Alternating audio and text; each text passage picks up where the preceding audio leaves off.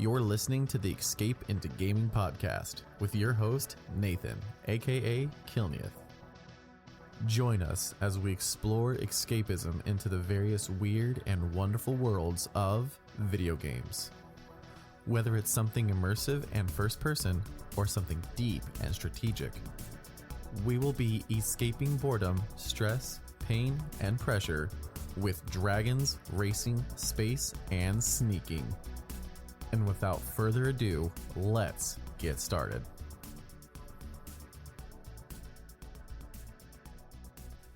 Hello, and welcome to the very first episode of the Escape into Gaming podcast, where we explore and deep dive into escapism within video games. Yes, this is the very first episode of the podcast, so apologies in advance if the audio or me speaking or anything is a little bit rough. It's been a long time since I've opened Audacity, which is the editing program I've decided to use to record these episodes. It's been absolutely years, and the interface hasn't changed at all. Nothing in Audacity has changed at all. It's exactly as I remember it, including the fact that when I press the delete button, it often doesn't work. But nevertheless, we will learn as we go on. This is my very first time doing a podcast, my very first time doing something that's audio only. Besides music, of course. The music that I've used at the start of my streams and at the start of this episode, those are things I've produced in Logic, which is an expensive piece of audio software, so I don't do that anymore. But yeah, hopefully we can get some feedback as episodes go on. These should be published in all of the places that podcasts are available. That's, as far as I'm aware, Spotify, Google Podcasts, Apple Podcasts, and YouTube as well. The thing that I'm going to be using for this should make like a nice little visualized video of the episode, and that means you can put comments on it. So if you do have any feedback, if there's any weirdness you've noticed, if you have any suggestions, please do feel free to let me know. And I do have a Discord as well that was used for when I was streaming. That is discord.kilniath.com. Probably hard to spell, to be in all honesty, but that will be getting rebranded at some point for the Escape into Gaming podcast. But yeah, in terms of what this podcast is then, people I know from like Twitch and that I've met online probably know that I like to go off on rants about things that I'm quite passionate about.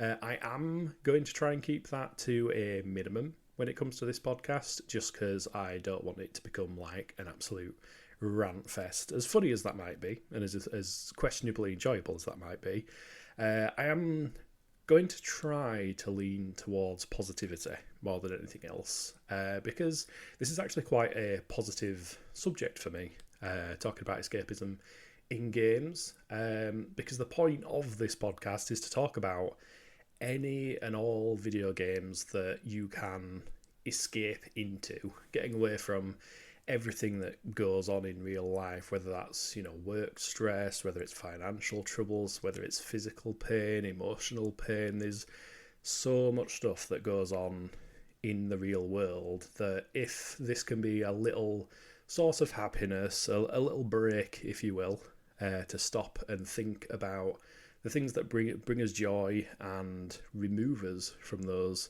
situations that we don't necessarily want to be included in, I think that's kind of the goal, really. That's where I want to focus rather than ranting and raging. So with that said, what better way than starting at the very beginning? So my earliest memory when it comes to gaming is actually sometime in the 90s. I couldn't tell you exactly when. I have no idea what age I was. But I remember coming back from school one day and walking in the front door, taking a left, going into the living room of his house, and when you turn to the right, you could then see the kitchen. I honestly can't remember if there was a door there, if there was like some form of archway or gap or something, but I remember looking at our dining table, which was like this, I think it was an oval shaped table. You could maybe fit one, two, three, four, five, 6 chairs. One at the top and bottom, and then 2 at either side, or something like that. So it's this oval table, and on top of that, near the edge, is this tiny little black CRT television with a bunch of cables plugged into the front of it, and then this weird box with a thing sticking out of it, and two controllers. I didn't know what they were at the time, but these 2 controllers sticking out of it. And that was a Sega Mega Drive that my dad had bought from the local boot sale. Car boot sale. I don't know if car boot sale is a regional thing. I don't know if it's an England only thing, because surprise, surprise, I'm from the UK. But a car boot sale is basically where in a car park, they're less common these days, I've noticed, but in a car park you'd have everybody parked up with their cars, and you'd open up the car's boot, or trunk, I think as Western friends call it, and out of the back of there you would generally be selling anything that you wanted to get rid of. It was a good way of recycling and upcycling stuff. So my dad had come back from a car boot sale and bought this Mega Drive, and I had no idea what it was at the time. I remember I think it was before my little sister, I can't remember if my little brother had been born at the time, but it was definitely before my little sister had been born, I believe.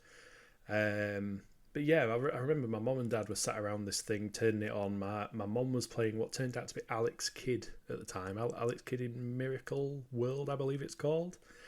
But then she turned off the machine. I'd only seen a brief moment of it, and then my dad plugged in this put a new cartridge into it, passed me a controller and said, "Oh, this one's, we can play this one together." So I was like, "Oh, cool, yeah. What is it?" I have no idea what's going on. And it was Terminator 2 Judgment Day for the Mega Drive. Now, anyone who has played that game will probably know that it is probably best played with a light gun, not a controller, because with the controller you drag a reticle around the screen. And then on the Mega Drive controllers you've got an A button, a B button and a C button. And I think you just hold one of them down and you will just constantly shoot wherever it is you're aiming. I don't think ammo was a concern as far as I remember. But yeah, we played this first level and you're shooting all these Terminators, and people come across the screen. I think things get thrown at the screen as well. Like they might throw a grenade towards the screen so it gets bigger and bigger. And my mind was absolutely blown. This was, 16-bit graphics at the time? But when these Terminators decided to pop up, from the bottom of the screen, just appear full size, taking over the entirety of what you can see. Oh man, my mind was absolutely blown. I felt like I was shooting Terminators, Well, the funny thing, the funniest thing I find about that game is we never got far. The second level, I believe John Connor is getting in this car thing and driving around. Well, it kind of becomes a side scroller or something, and you've got to try and defend John Connor's car. And we were never any good at that. I don't think I've ever got past that level in my entire life. And I remember revisiting the game quite a few years ago just to get that hint of nostalgia. But the thing about that game, I think, is that's probably what led me to be enthralled by the idea of immersion in games, because it was from a first-person perspective. Admittedly, it was all 2D stuff. But because it almost felt like you were physically there, standing there looking at these enemies and shooting at them and stuff, that's probably why when VR started becoming more of a thing, I was so heavily interested in it. And in the future, I'd end up coming across Sword Art Online, and the idea of being sucked into a video game and experiencing it from that kind of viewpoint was very appealing to me. I played other platformer games and stuff like that on the Mega Drive, but it is that Terminator 2 game, for as much as we never got far in it. But that's I think the first video game I ever actually played. And from that point onwards, I think my next video game memory I have is probably one in the hospital, because in the hospital, they had a bunch of Nintendo 64s at the time. This is probably a few years into the future. And my little brother spent quite a bit of time in the hospital because of a bleeding issue. And every single time we went to the hospital and had to spend a long amount of time there, I ended up requesting if the nurses could bring the N64 and a little TV. They had it on this cart so they could wheel it around from room to room. And I remember playing Banjo-Kazooie and Super Mario 64, potentially Donkey Kong 64 as well, now that I think about it. But those were my first 3D games. So jumping from a 16-bit 2D console into something where there's actual, 3D and polygons and everything. Oh, all I wanted for Christmas from that point on was an N64 of my own. I remember it being like, I absolutely really, really, really want to have these. They were probably brand new at the time. And for one Christmas, that happened. I ended up getting a Nintendo 64, the Pokemon one. Not the one that's worth a lot of money now, mind you. I got the Pokemon Stadium N64 that was, I think it was blue and yellow, and then it had like stickers of some of the Pokemon along the side. And it came with a copy of Pokemon Stadium, of course. I probably had been playing on a Game Boy at the time, so I probably had played some of the actual Pokemon games. In fact, yeah, I remember taking my Game Boy to school and playing Pokemon Yellow. But what absolutely blew my mind was when at one of these car boot sales that we were known for going to, picked up a little game called The Legend of Zelda: Ocarina of Time. And I remember going home, plugging it was just the cartridge, didn't come with a box or anything like that. I remember plugging it into the N64, turning it on, and there was a save file on there. Somebody had obviously been playing the game. I think you have to wipe them on the cartridge itself to get rid of them, but it's just a save file. Nobody bothers doing that. So I loaded this save file into this brand new game that I'd never played before, had no idea what it was about or anything. And they're on this kind of desert path. So I start moving the N64 analog stick around, and this weird character with a green outfit starts walking around and stuff. And I'm like, oh wow, this is cool. I'm walking around this place. Like, there's a bridge over there. Can I go over the bridge? Oh wow, yeah, I can walk straight over this bridge. And I remember at that point, when I was halfway across the bridge to Gerudo Desert, I pressed the pause button, and this cube menu kind of peels itself together. So your viewpoint is kind of in the middle of this cube, and that was the pause menu. And I remember slightly shaking, just looking back at it now, it's hilarious. Like, this was simple 3D graphics, but the fact that the menu was 3D, it kind of formed this cube, the sides folded in, and as you went from your inventory to the map screen to the status screen and all that kind of stuff, it just rotated around the inside of this 3D cube. I was absolutely blown away by that. And then I followed that up by unpausing the game and wondering if I can jump off the bridge at Gerudo Desert. Spoiler alert, you can. And it takes you somewhere completely different. I ended up in Lake Hylia. Obviously, I didn't know what any of these places were at the time. I had no context whatsoever.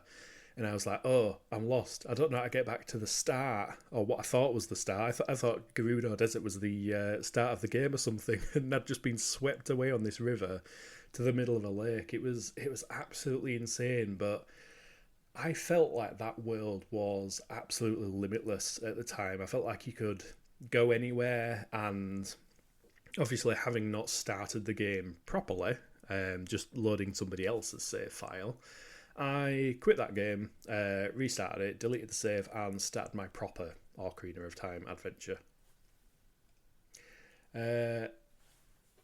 Now, the next memory I have, I mean, there's tons and tons of games that I've played over the years. Who hasn't at this point?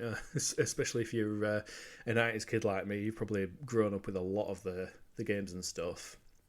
But I think one interesting thing when it comes to the actual escapism aspect is my parents would punish me by banning me from video games. So if I did something bad, I would be banned from video games, so I wouldn't be allowed to play them.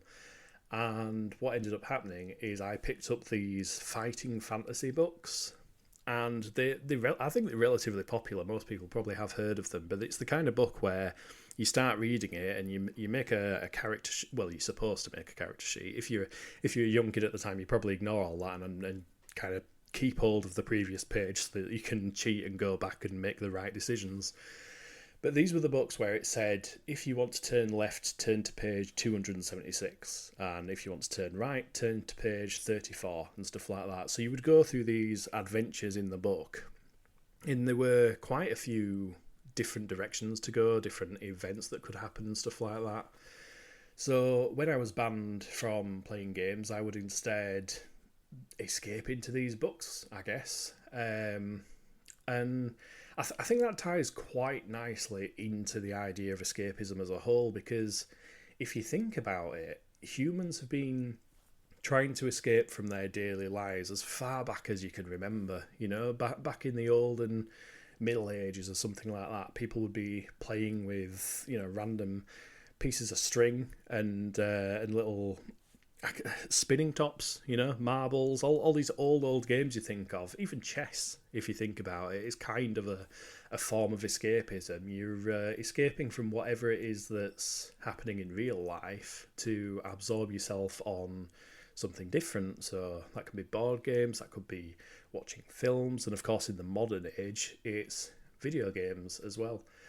And you know, Dungeons and Dragons is a fantastic example of that. You are living this alternate existence. You're no longer, you know, Nathan, for example. You become your character. You become who it is that you're representing in the world of Dungeons and Dragons. And if you look at the history of video games, there is a kind of large amount of games that pin their inspiration back to trying to capture the essence of Dungeons and Dragons. I know the other year I kind of went on a bit of a Final Fantasy deep dive, and I was kind of playing every single game in that series. And when you actually look at the history of Final Fantasy and the fact that I think the Japanese were so fascinated by D&D, and there were multiple attempts to try and convert that into some kind of video game format. Which include Final Fantasy and Dragon Quest as well.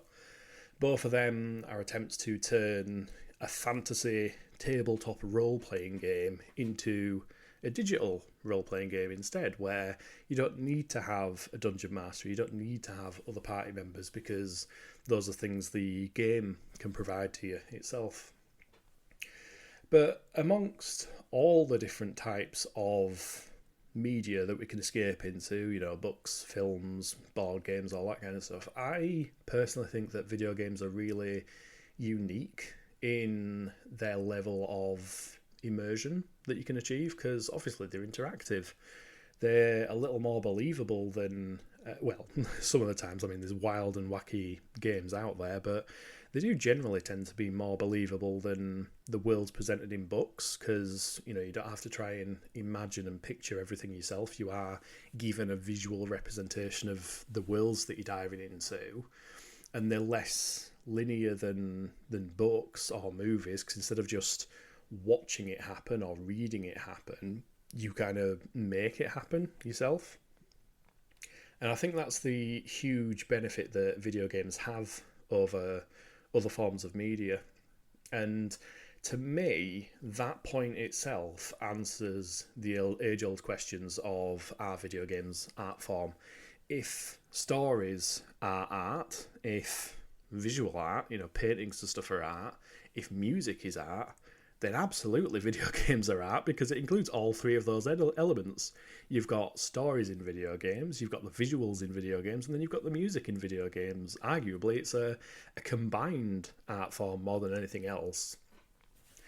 But yeah, as time went on, technology improved, there were loads of advancements and stuff. I remember going to a friend's house and having probably one of my last mind-blown moments, which is a bit sad to think about, but he had bought an Xbox 360, and this was at a time when I was probably playing the PS2, and he decided to invite me over. We used to play guitar together in a band, and he was like, "Oh, you'll absolutely love this game. It's called Oblivion." And he puts the disc in, loads into it, signs into his Xbox Live profile. I didn't know what the heck was going on. What's Xbox Live? But he boots up this game and he's on this waterfront. I think he loaded an existing character he had, and he was like, watch this. If I press this button on my controller, and his character puts his hand in the air and summons a skeleton out of nowhere. Like, he created this skeleton. And man, I was absolutely gobsmacked. Like, I felt like he was actually doing magic because he'd summoned this skeleton into existence. I'd never seen that in a game before.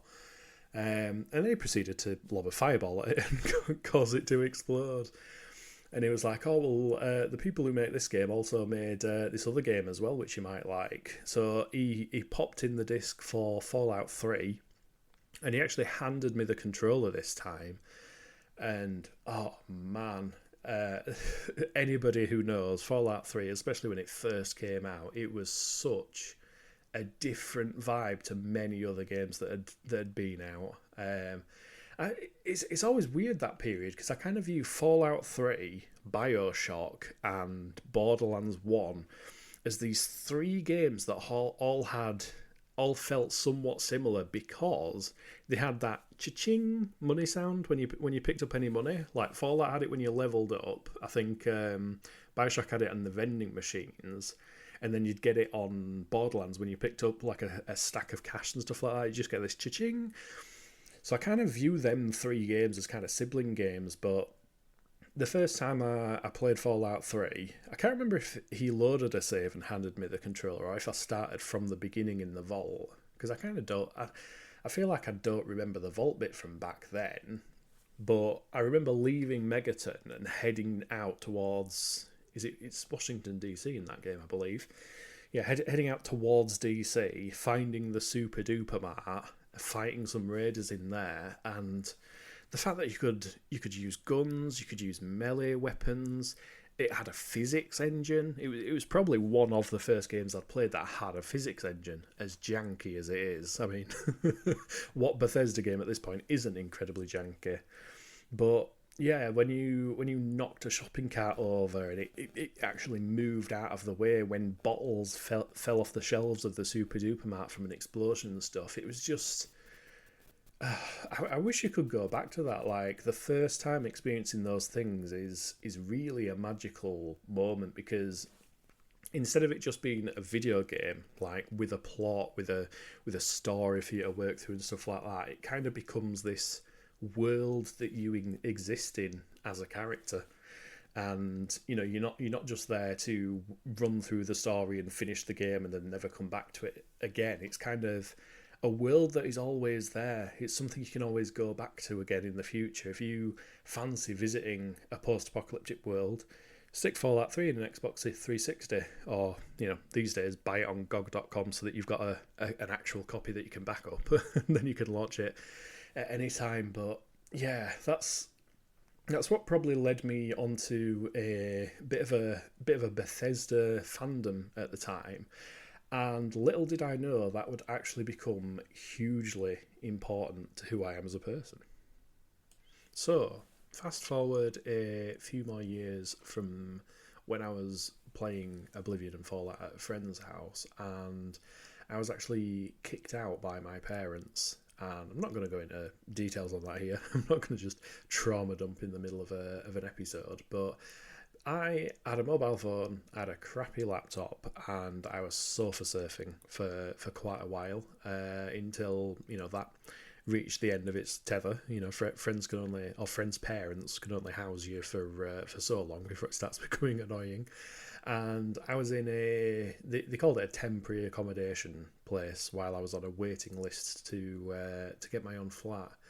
And this temporary accommodation place was a building that I really don't like to remember. It was probably the scariest building I've ever been in, because it was filled with the kind of people that, for example, I remember leaving the building once to go do a food shop, and one of them came up to me and he's like, "Oh, how come you're not walking around with your keys in your hand?"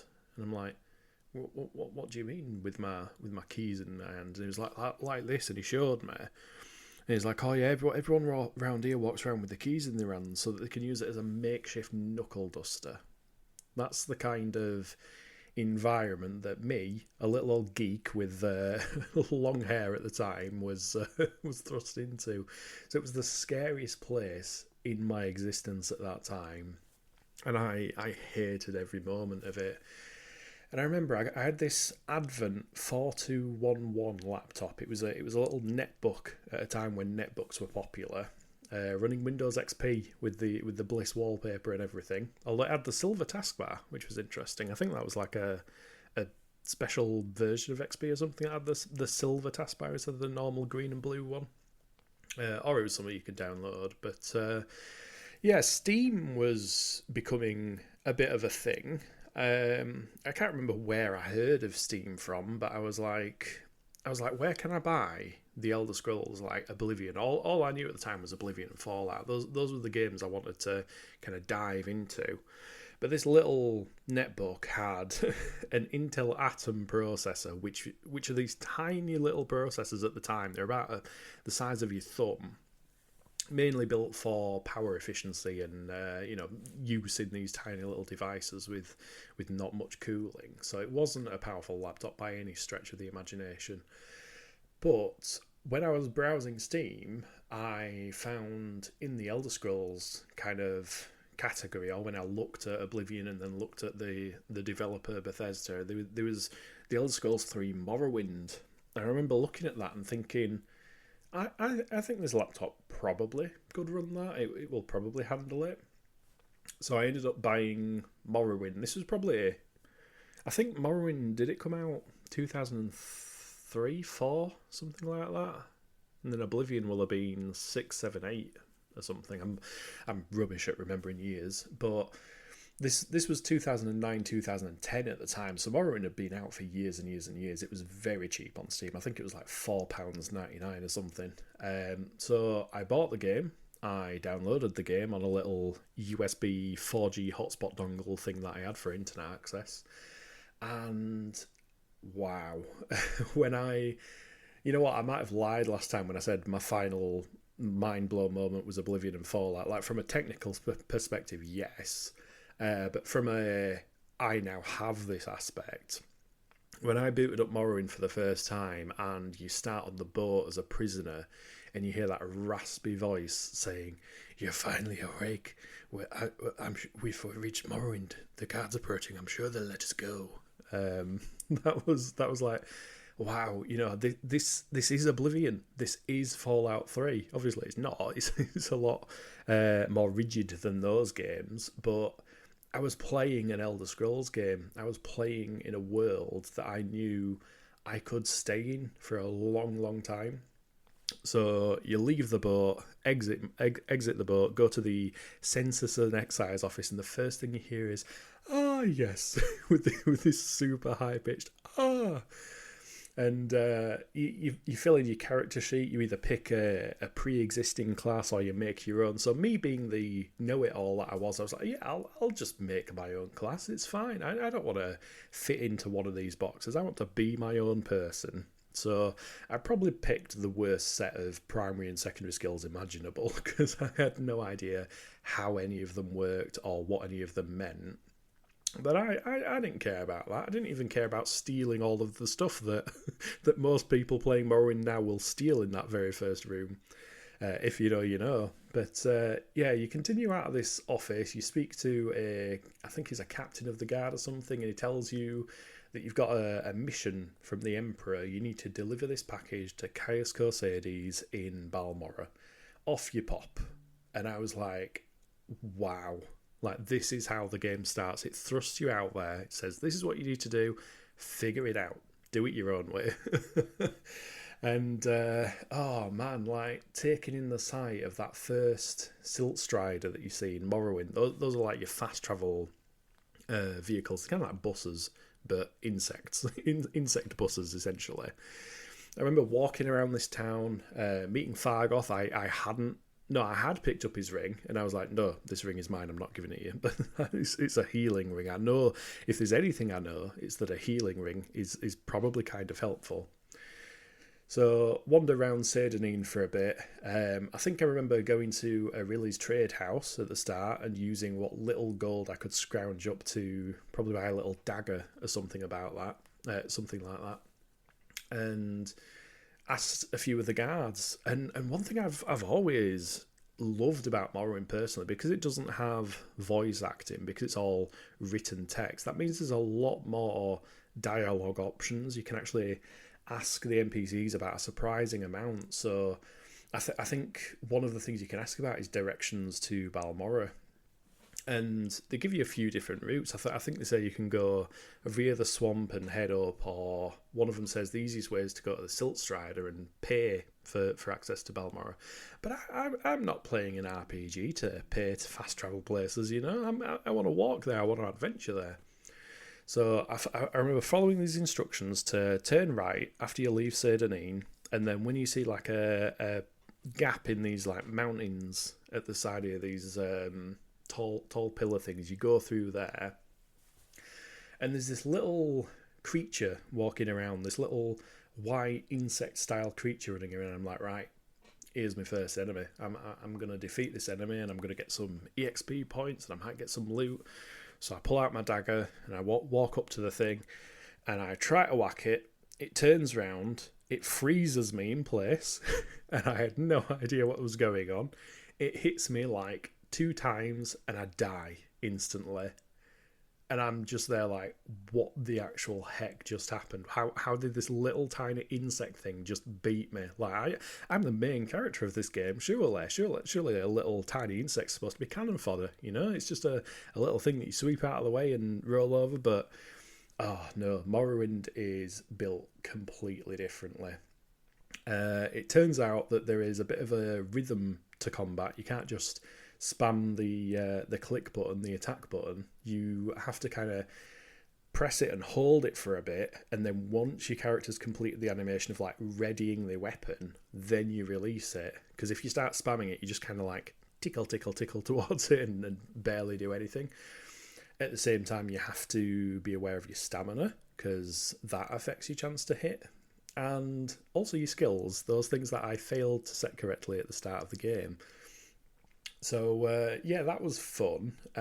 Plus, add into that depending on which direction you're holding at the time, your character will actually do different attacks. So you can actually, like, swing from the side or do a thrust attack or an overhead swipe, all that kind of stuff. And these are varied depending on which weapon you have equipped as well. So I was so in my element. I was like, you know what? This feels like a game built for me. It's got all these little intricacies, all these things that you have to pay attention to and build right and do right to be able to succeed at.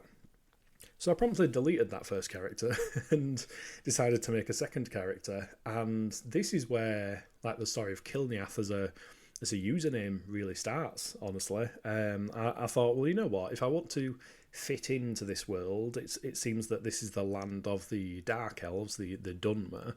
So I will make a Dunmer. And it's the same Dunmer I make in every Elder Scrolls game now. It's he's got this pattern on his face, this white pattern. I think it's like 2 dotted lines that kind of circle around in the top left and top right of his face. He's got long black hair, and his name is Kilniath.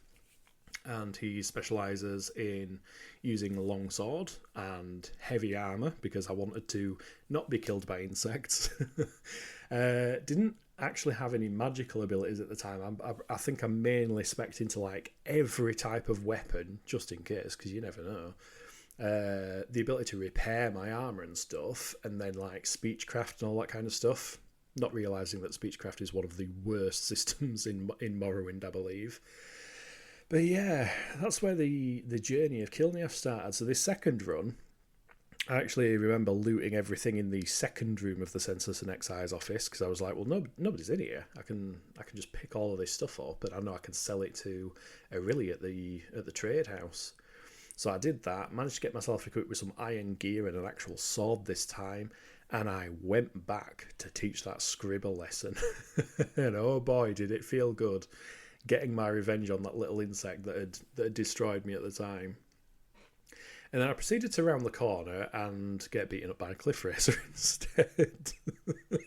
And that starts the love-hate relationship with the cliff racers in Morrowind, because, oh god, these flying creatures that, especially as you move further north, like, they become absolutely everywhere, and they will do your head in. They will chase you relentlessly.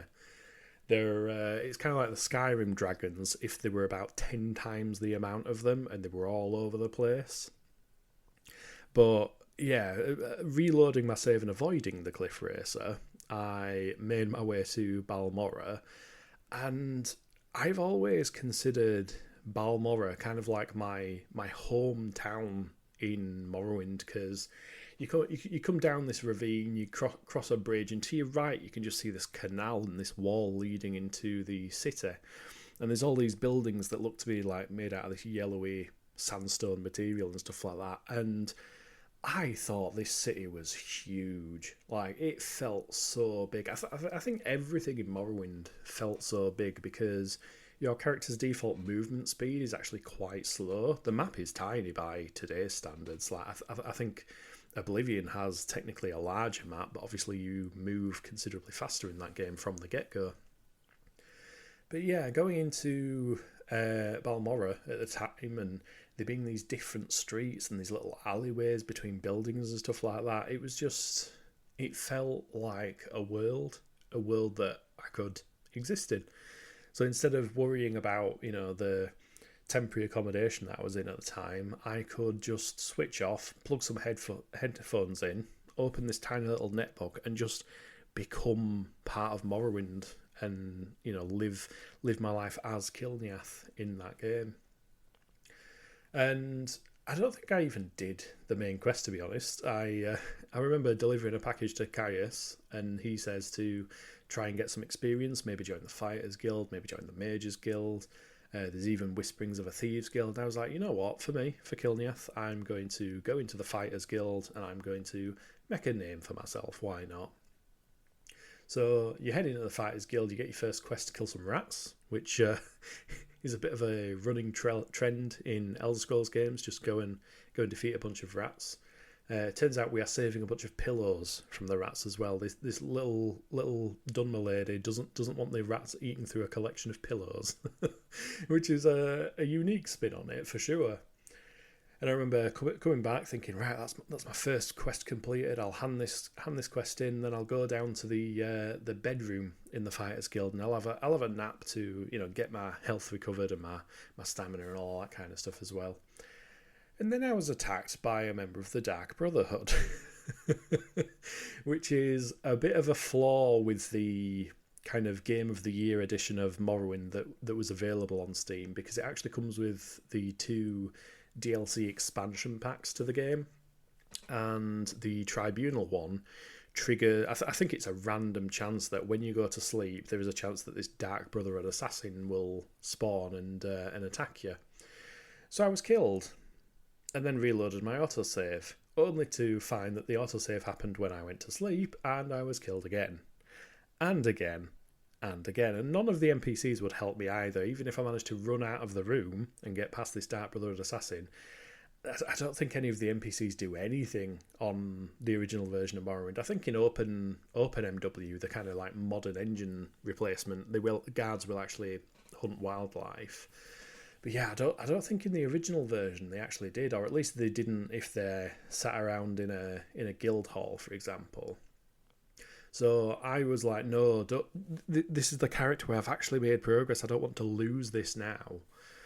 So I remember looking online and finding about the console commands, and suddenly the world was my oyster. I could type in, I think it was TGM, toggle God mode, and all of a sudden nothing could beat me. I could take down this Dark Brotherhood assassin. So I did, and his armour was considerably better than mine. So I equipped that and went on my merry way, thinking nothing of it. The next quest, I remember I was told to go deal with some egg poachers in a Kwama egg mine. These are like little, well, they're not little, some of them are actually quite big, but these Kwama creatures, they're kind of insectoid things. They lay eggs that the Dunmer use for food. So these poachers were obviously stealing that. So I went in this mine, and one of the non-hostile Kwama kind of pushed me up against this pillar and a rock, and I was unable to move. I was like, aha, well, I've got the solution to this. I can type TCL to toggle clipping, and suddenly I could fly through this enemy. Like, I wouldn't collide with anything at all. I could get myself free of this awkward position I'd found myself in. And I was like, oh, what does this one do? Toggle wireframe, TWF. So I typed that one in, and suddenly the world was revealed. It was like a Matrix moment. You know, when Neo can see the code in the Matrix, I could see the entire wireframe for every creature in the map, for the tunnels itself. I could find my way wherever I wanted to go. Little did I realise, I think toggle clip mode actually affects every single creature in the game, so the creatures started clipping through the walls as well, which is a little awkward. But the game started to become like something of a sandbox for me at the time. I started switching off a little bit from the main quest, and I was just intent to explore around and, you know, go through all these dungeons. There are so many dungeons in Morrowind. There's all these caves, all these Kwama mines, there's ancestral tombs, which are creepy as heck. There's the Dwarven strongholds. I remember them being an absolute favourite to mine. Like the atmosphere in those Dwarven strongholds that are long abandoned. Like there's Dwarven ghosts there, and there's these spider robots, and these. If you played Skyrim, you're probably familiar with these spider automatons and the. Are they called Centurions? No, Centurions are the huge ones, aren't they? What are the spheres ones? Are they just called Dwarven spheres? They are, aren't they? Yeah. You've got the Dwarven spheres and stuff, and you've got like lava. You can see through the grating in the floor. This lava. The area feels hot. I think Morrowind was way ahead of its time in terms of the lighting engine, because every light source in that game would kind of glow and throb. So you would see the walls of a cave like getting brighter red and then darker red as it settles down. It just pulsed with this kind of its own energy, its own rhythm. And that was true of like the candles that you would see in people's houses. Like every scene in Morrowind that had a light source, it felt like that light source was actually there, because it would flicker, it would dim in and out and that. So the lighting actually felt quite alive and ahead of its time as well. And I remember making the mistake of looking on the map and discovering that there was an island off to the side. Like way out in the ocean, there's this island out there. And when you give, however old I was, Nathan, the tools to kind of fly around the world, I wanted to see what was on that island. So I flew from the mainland of Vardenfell, where the game actually takes place, and straight over the ocean went to Solstheim. Again, if you played Skyrim, you'll be familiar with Solstheim. Solstheim was actually an island in Morrowind added in the Blood Moon expansion. So I, came out of my flight, turned clipping back on, and all of a sudden I was in this kind of winter wonderland, and I was set upon by a Spriggan, but it didn't matter because I could turn God mode on. So this little level 1, maybe level 2 Dark Elf character is wandering around Solstheim without a clue where he is, what relevancy that area had to the plot or anything. I was just having a good time exploring, to be honest. I found an icy cave and went in and met some Draugr, which I will say they're considerably more terrifying in Morrowind. Like if you are unsettled by low poly creatures, the Draugr in Morrowind are way scarier than they are in Skyrim. Like in Skyrim, they become a bit of a joke. It's like, oh, typical zombie enemy. They were these horrible, horrible looking creatures, and I think their eyes, I can't remember if it's red. It probably is red. Why wouldn't it be red? But they've got these horrible eyes. You can just see like the outline of the character, and then these red eyes looking at you. It was horror movie stuff at the time. And you've got to remember as well, this is me huddled up on my little plastic bed in this temporary accommodation on this tiny, tiny laptop, just exploring this world. And it's just an experience that I think can't be beat by other mediums. It's only really video games where you can explore these worlds, and it's not just open world games as well. That's something else that this podcast is hopefully going to highlight. That it's not just Elder Scrolls games. Don't worry, not every episode is going to be covering the Elder Scrolls. It's going to be covering a variety of games and different genres as well, because there are so many ways to get absorbed into games. But yeah, that was one of the most important games to me as a person, because given the environment I was in, given the things that had happened and everything, I do honestly feel like it was Morrowind that kind of kept me going. Like day to day, I knew that I could shut off from everything going off and just kind of escape into this world and do my own thing in there. Become another person, essentially. And that probably led to a whole host of games. Like I remember at a similar time I was playing RuneScape as well. Still on this little 2G